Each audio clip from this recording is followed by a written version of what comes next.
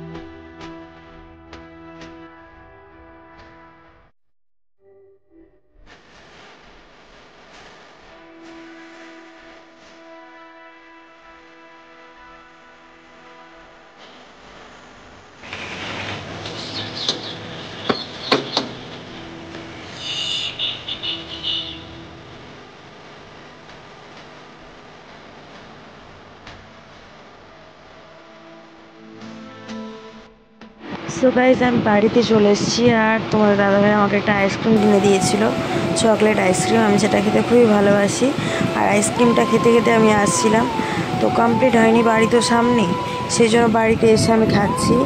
আর ভিডিওটা অনেক পরে এডিট করছি। আর আমার চোখ মুখ দেখেই বুঝতে পারছো কতটা শুকিয়ে গেছে, শরীরটা অনেকটাই খারাপ হয়ে গেছে, তাই বেশি কথা বলতেও পারছি না। তবুও তোমাদেরকে যতটা পারি সবসময় শেয়ার করতে থাকি। সো আমার শরীরটা একটু ঠিক হয়ে গেলে তোমাদেরকে আবার সুন্দর সুন্দর ভিডিও দেবো। সবাই কিন্তু অপেক্ষা করো, আমাকে ছেড়ে চলে যেও না প্লিজ। তো এই দেখো, আমাদের ফ্রিজে অনেক বড় একটা বরফ জমে গিয়েছিল। আমি যেহেতু বরফ গলার জন্য সুইচটা টিপে দিয়েছিলাম, আর তারপর সব বরফগুলো এইভাবে পড়ে গেছে।